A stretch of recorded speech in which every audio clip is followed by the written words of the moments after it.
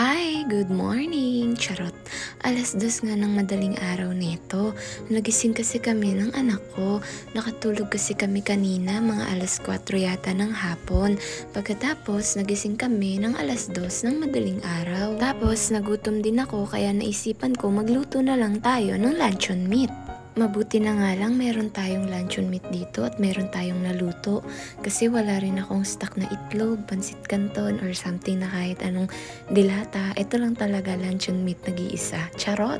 Ang masaklap pa nga nito, wala akong bigas. Bumibili lang kasi ako sa labas. May rice cooker naman ako, kaya lang wala naman ako stock na bigas. So ang ginagawa ko, bumibili na lang ako ng kanin tsaka ulam sa labas. Ang gulo, no? Hindi, kasi ganito yan. Bumibili na lang muna ako ng mga lutong ulam sa labas kasi nga wala na akong ref kasi alam nyo naman, wala na ako sa Cagayan ngayon.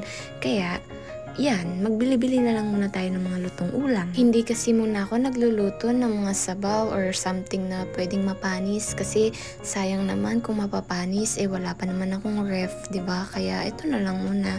Tiyaga-tiyaga muna tayo sa ngayon. Para nga akong timang kasi habang nakasalang yung niluluto ko, pasayaw-sayaw pa ang inday, pahawak-hawak pa sa kele-kele, charot.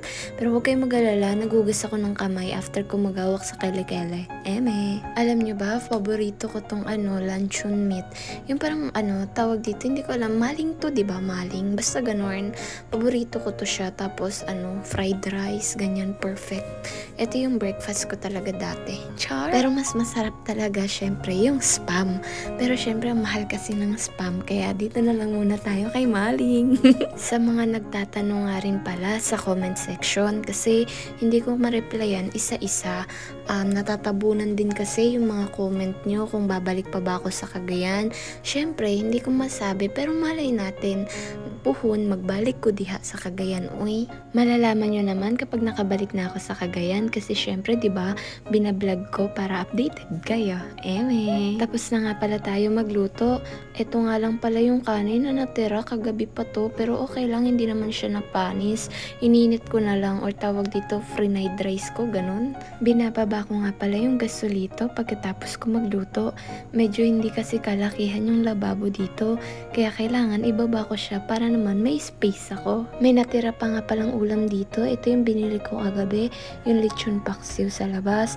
Pagkatapos, hindi ko na nilagay dito sa kanin tsaka sa ulam na maling kasi hindi siya tawag dito, parang hindi siya match, ganun. Kain nga po pala tayo. Sinusubuan ko lang yung anak ko kasi kapag siya lang mag-isa kumakain, medyo makalat.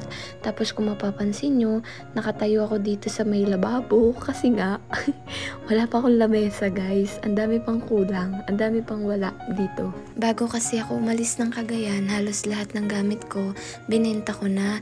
Mahirap din kasi kung dadalhin ko pa, 'di ba? May bayad din yun. Kaya ayun, pinambenta ko na lang para hindi na rin ako masyadong mahasel kasi mahirap yung may dala kang bata tapos may mga gamit ka pang bibit-bitin, mga ganyan. Kaya okay na rin yun, nabenta ko para may pang pocket money din, ganon. So yun lang, thank you so much for watching. Bye bye.